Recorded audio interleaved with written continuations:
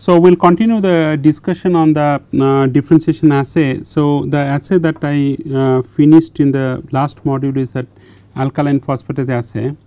Now, we will start with this late differentiation marker, that is the osteocalcin. So, this osteocalcin assay is typically expressed in the later stage of differentiation, and this is just a brief background on this osteocalcin. It is essentially non-collagenous protein, which is a molecular weight roughly around 5.8 kilodalton, and it contains 49 amino acids, is synthesized in bone by the osteoblast.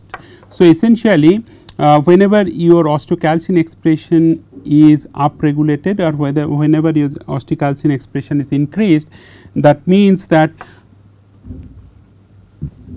is also the reflection of the osteoblast activity, since osteocalcin is synthesized in bone by the osteoblast. Then after production it is essentially incorporated in the bone matrix, and rest is found in blood circulation. Higher osteocalcin expression reflects the rate of bone formation. So, here this is one particular assay is performed, that is immunoassay, that is enzyme amplified sensitivity immunoassay, that is called this particular immunoassay is performed in microplates and designed to measure specific protein present, that is osteocalcin biological samples. So, like before, what you do is that you first grow the cells on a substrate or a culture plate, and then osteocalcin from samples reacts with that capture monoclonal antibody, that is MAB1 as shown here. So, essentially it gets tagged here, and then comes this MAB2, that is this anti-osteocalcin monoclonal antibody 2, and their conjugate is added.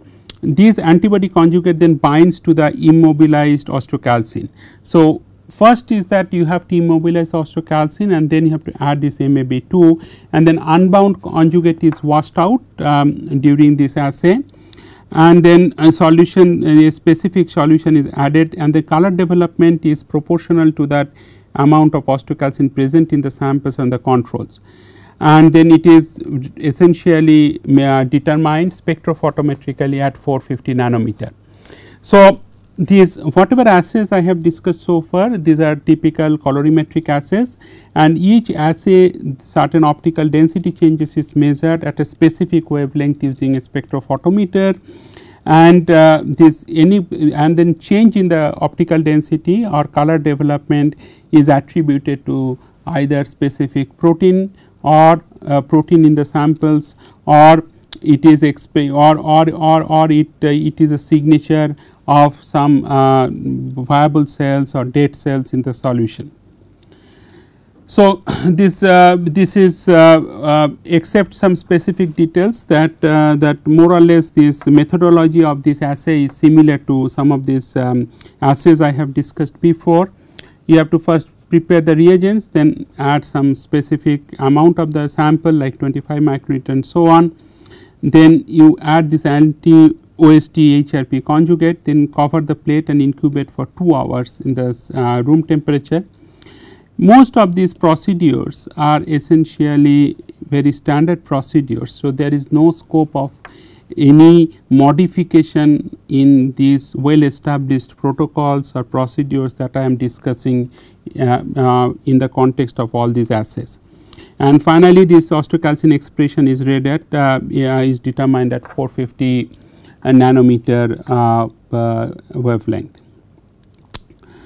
The fourth one, so far I have done ALP, then I have done osteocalcin, and this is the third one, that is the RUNT related transcription factor 2, or in brief it is mentioned as RUNX2.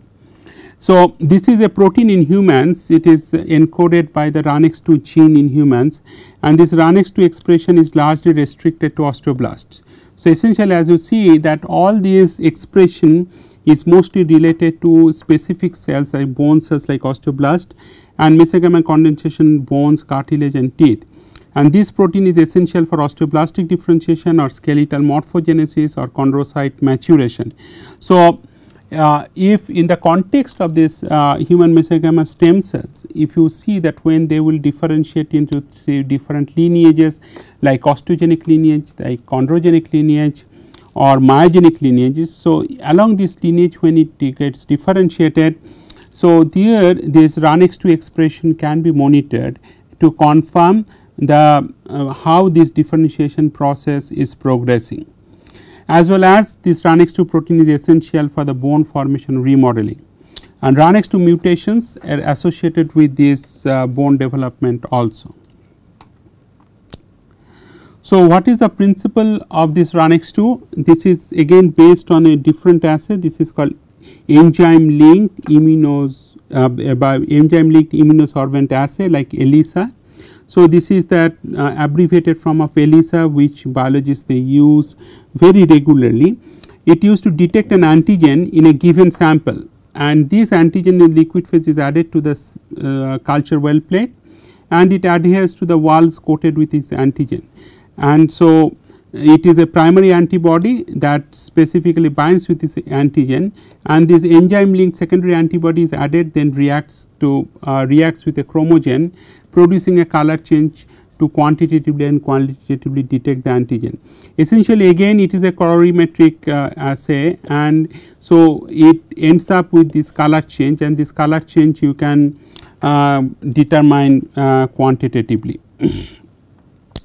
So, these 3 assays that I have done for this or I have discussed this module as well as previous module. So, let me summarize that. So, ALP as I said is early differentiation marker, RUNX2 also is early differentiation marker. So, mostly if you plot this expression as a function of culture time point in culture, let us say this is the ALP and this is the osteocalcin. So, suppose this is day 7, this is day 14, this is day 21, this is day 28.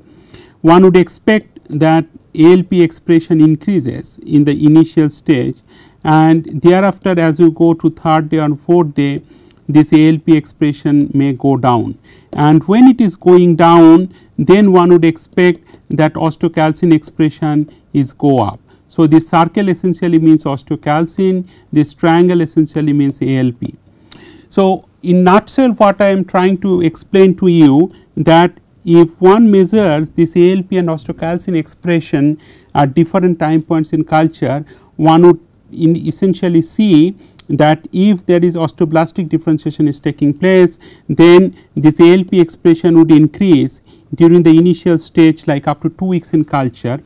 And you keep on measuring this ALP expression because of your lack of knowledge in cell biology, then you would see that this ALP expression would decrease in the 3rd and 4th week. And during this late stage, it is the osteocalcin expression which will pick up, and this osteoblastic and osteocalcin expression will increase in the late stage of differentiation. So, that will clearly give you a signature that yes, indeed that osteoblastic differentiation is taking place, because the 2 signatures of this early ALP expression increase, and as well as a late osteocalcin expression increase. So, that is why I have mentioned it very clearly that it is a late stage marker, that is high expression on 21 to 21 days. The buffer, pH concentration, washing steps, etc., incubation period, all has to be optimized for each assay. Okay. Now, next set of assays that I will briefly mention, may not be in that much details, that I have done for this earlier 5-6 assays, and this is called immunofluorescence assay. I will just cover the basic principle of these things first. So, it is an antigen antibody reaction essentially wherein these antibodies are chemically conjugated to fluorescent dyes.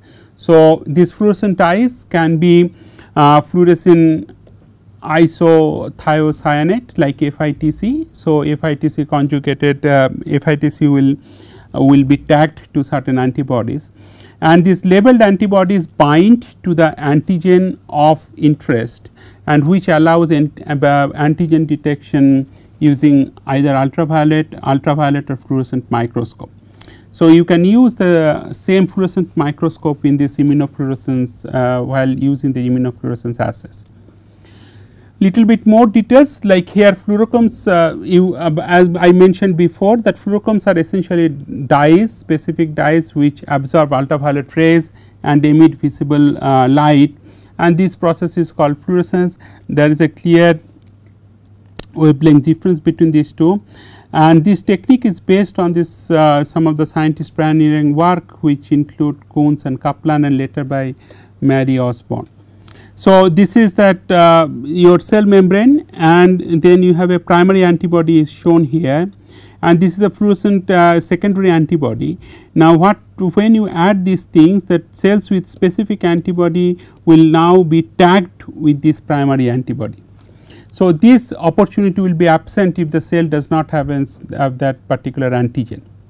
What is the typical excitation and emission wavelength? As you see in each case, in case of this using the fluorochromes, which I mentioned before, that emission wavelength is always greater than excitation wavelength. So, that fluorochromes will be excited at a shorter wavelength than that which it will eventually emit.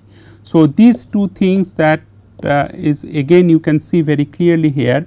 So, these are the list of different fluorochromes, and these fluorochromes, they are excited at different excitation wavelength, and it will emit different wavelength, larger wavelength, and it gives a different color spectrum. Like for example, this particular fluorochrome, which is Hoechst 33258, then it will give blue in color.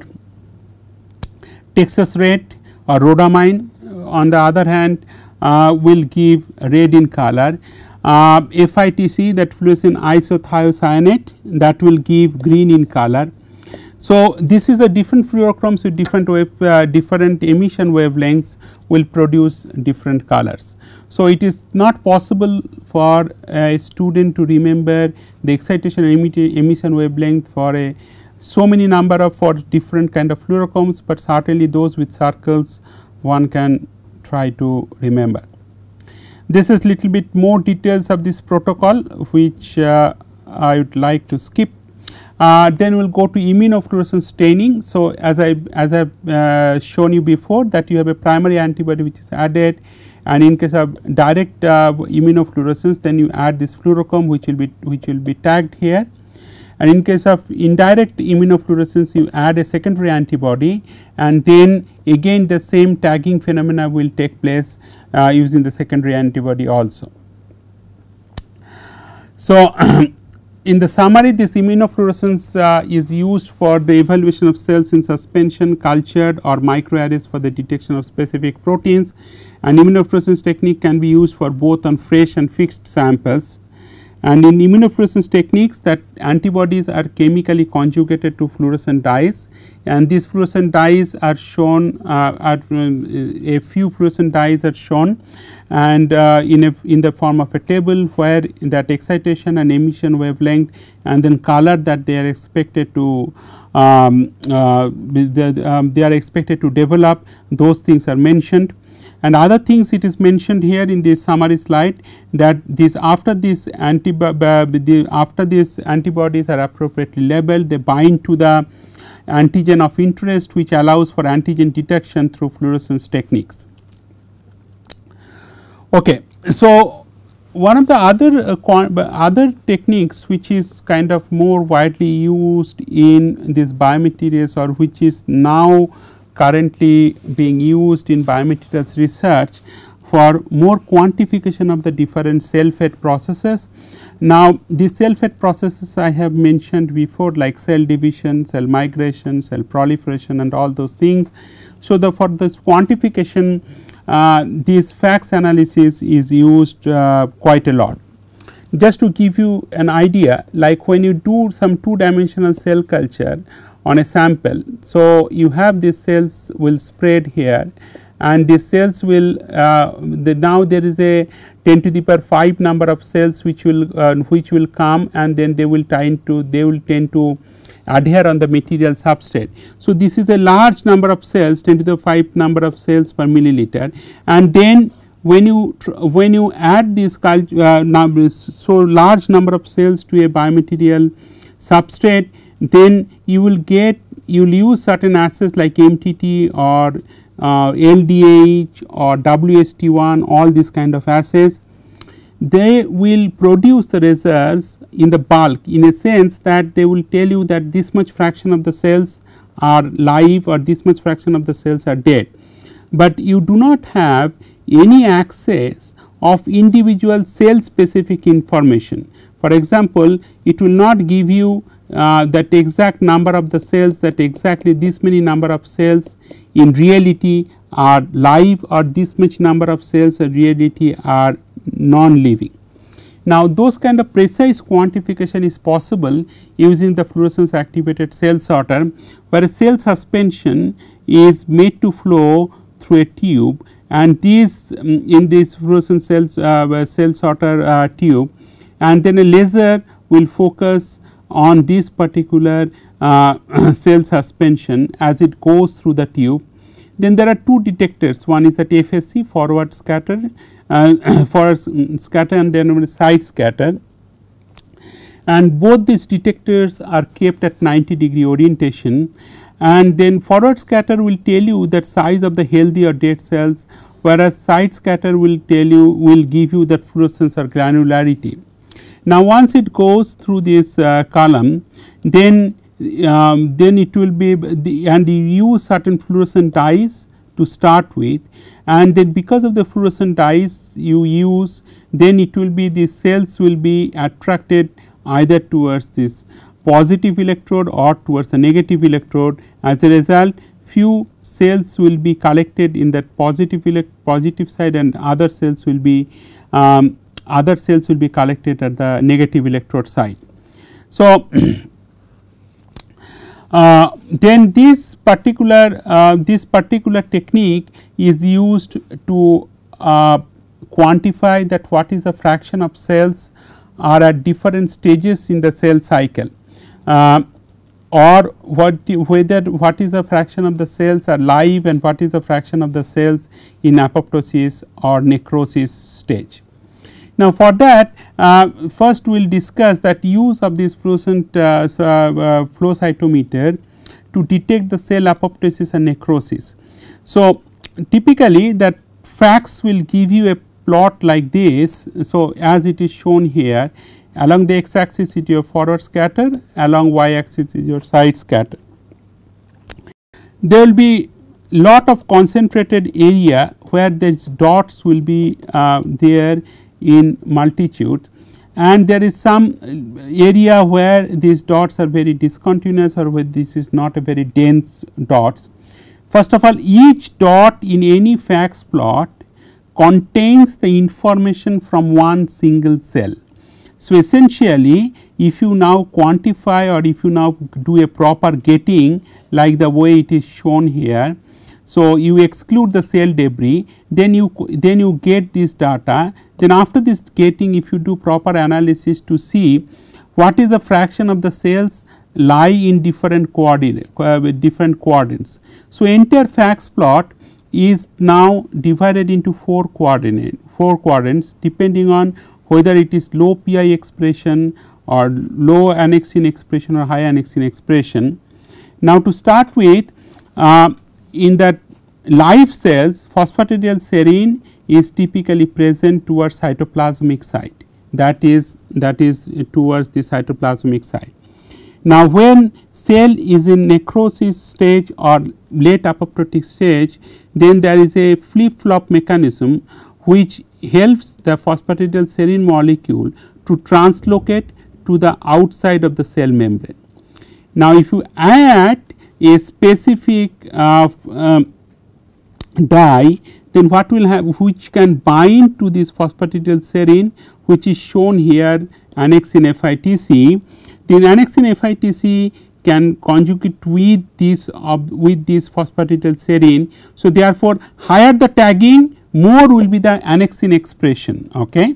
So, therefore, if that more if certain region shows large number of dots with high annexin expression, that essentially tells you that these cells, this fraction of the cells have phosphatidyl serine molecule which are located now outside the plasma membrane towards the extracellular space. As a result, those cells are not live cells anymore, they will perhaps go to this more early apoptosis to the late apoptosis stage.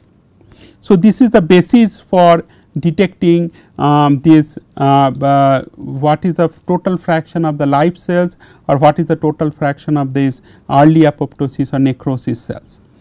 So, propidium iodide on this similarly is impermeant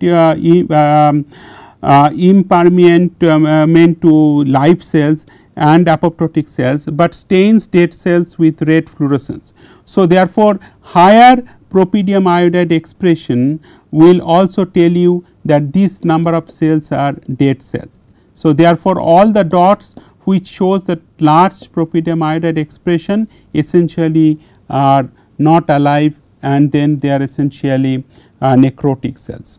So, each time you use this kind of fluorescent FACS analysis, these plots are to be meaningfully analyzed, so that you can extract that quantified results to essentially tell that what is the fraction of the cells are live or what is the fraction of the cells are in that apoptosis stage. Now, this protocol is fairly simple, like you incubate the cells on the biomaterial sample, and then you harvest the cells after incubation, decentrifuge and dissolve the cell palette in serum free medium, then add different dyes. Now, these dyes would be specific for your study. For example, if you want to quantify the apoptosis, necrosis or cell viability, then you have to use that Alexa fluor 488, that is that annexin green color, or propidium iodide for these dead cells. Then after you add this dye, and again you have to incubate for the recommended conditions, and then keep the suspended cell suspension in crushed ice, and then directly add to the fluorescent flow cytometer. Okay. Now, the other things that we can see that how useful this flow cytometer is in the context of cell cycle analysis. Now, when you do typical MTT assay and all, you can say that whether this number of cells are increasing at different time points in culture. So, it will certainly indicate that when this number of cells, number of viable cells, it increases in the time of this is the cells per unit area or whatever, that whether this number of cells increases as you grow the cells for longer and longer culture duration, that certainly shows that cells are growing, that means cells are dividing. But you do not have any clue from the simple MTT assay that what is the fraction of the cells are there in different stages of their cell growth. You just have a rough idea or overall idea that simply this number of cells are growing on while being attached to the biomaterial substrate. So, if you know you know that from my earlier modules that cell cycle goes through certain checkpoints, if you remember correctly, and then it goes from G1 to S to G2 and then finally M. So, each time at the checkpoint that certain conditions are to be satisfied, then only the cell will go in an irreversible manner from G1 to S and subsequently S to G2. And if a cell is stuck in certain checkpoint, they are not able to go from to the next stage, then I have mentioned to you that the cell would essentially initiate its own suicidal mechanism and would undergo apoptosis, what is nothing but programmed cell death. Now, having said all those fundamentals, now we would like to know in a given cell population, what is the fraction of the cells in the G1 stage, what is the fraction of the cells in S phase, and what is the fraction of the cells at the G2 and M phase. And this quantification is possible if you use that FACS analysis. And again, as I said before, that for each of the cell fate analysis you have to use different dyes. Now, what all different dyes are to be used for that, you can always use certain textbooks, and then which may not be very easy to remember for different cell fate processes, but the protocol remains almost similar, like the way I have mentioned here, that after standard or conventional culture you have to add some dye, then you have to incubate, and then you have to store it and then immediately put it. Now, whether you want to use this typical cell viability or necrosis and apoptosis, you have to use different dyes. If you want to study the cell growth processes or cell division or cell cycle process, then you have to use different dyes. So, essentially for each time you have to use different dyes, and these dyes once you use that dyes, then there are certain scientific rationale which will tell you that the progressive reduction of the specific dyes will give signature of certain processes. Now, in the context of the cell proliferation, you see that first generation 1 to 2, then third generation 2 to 4, then fourth generation 4 to 16. So, like that 1 to 2. So, each time if you use certain dyes which will get their intensity gets halved, like because that when a cell goes from 1 to 2, that means now this dye is absorbed by 2 cells instead of 1 cell. So, intensity if you measure, it should be gets halved. Now, whatever intensity you have measured here 2, then when it goes to 4, then it will be subsequently halved again. So, it will be like 1 by 2, 1 by 2, 1 by 2, like that the intensity will be reduced, and essentially the sequentially halving of dye will tell you that well cells are proliferating at different time points in the culture. So, this is certain rationale. You have to know little bit of biology, and you have to see that how to read this kind of data to actually interpret what kind of cell fate processes the cell is undergoing. Now, coming back to the cell cycle analysis, now you get this kind of plots. Now, these plots are essentially coming from different gating like P6 gating, P7, P9 gating and P10 gating. Now, if you do this particular analysis, this first peak will always give you that fraction of the cells which are in G1, then if you see the second one, that will give to S, and then third one is G2 and M. So, here for example, it is quantified as 75% is G1 phase, 15% in the S phase, and 9% is the G2 or M phase. Almost it is, if you add it up, it almost coming out to be 99%, close to 100%.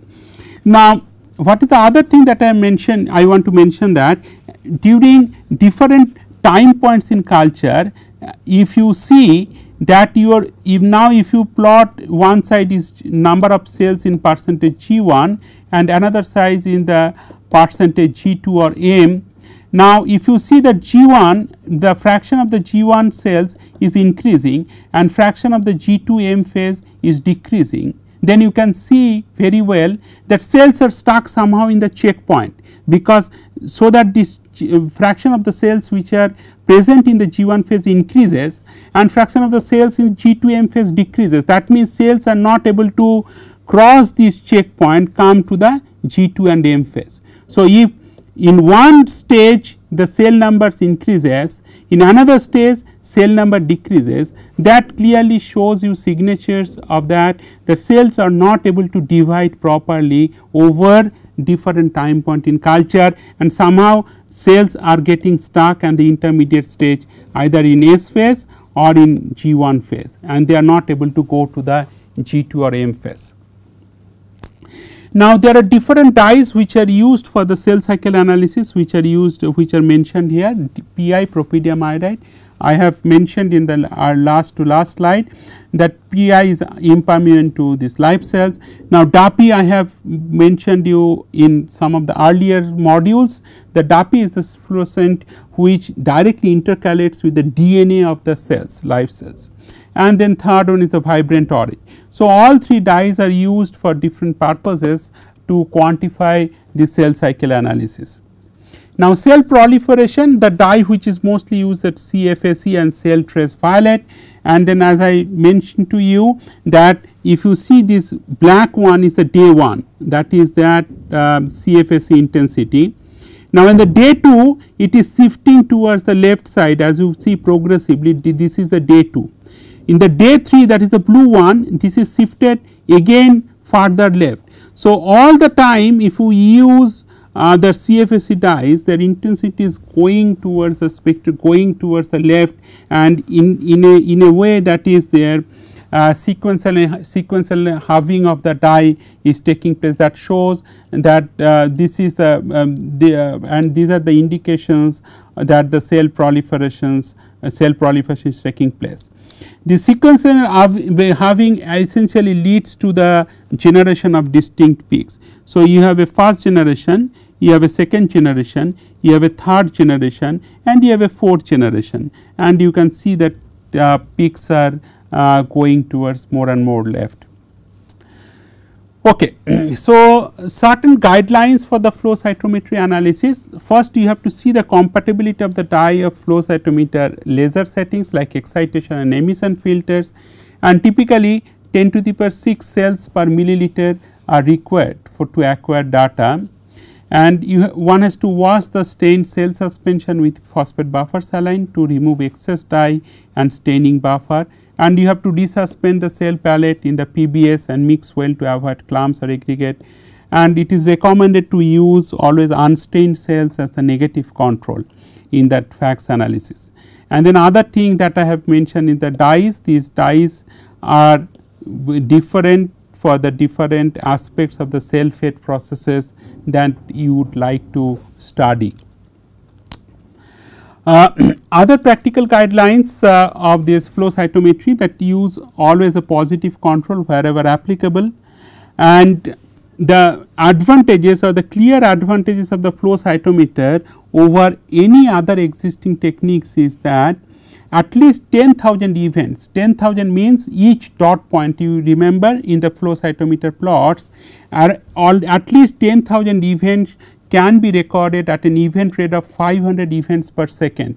So, now you can understand that how fast the flow cytometer as a technique to detect all these cell fate processes. First of all, in all these conventional biochemical assays, you cannot detect or you cannot record cell specific manner or individual cell specific manner information, which you can directly get in the flow cytometry. Secondly, you can get a huge number of events like 10,000 events which can be recorded with per second. You can essentially record 500 events, and data for all the samples must be acquired at a fixed voltage setting for the entire experiment.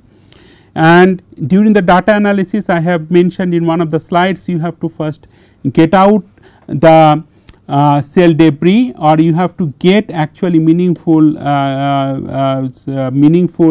data points which shows very concentrated and very dense data points in the forward scattering versus side scattering plots. If you remember, this is your FSC, this is your SSC, or vice versa, you have this lot of these dotted points, and some of the data dotted are very discontinuous. So, wherever there is a concentration of large number of dot points, so those things you have to get it first. So, I think I will stop now and we will continue in the next.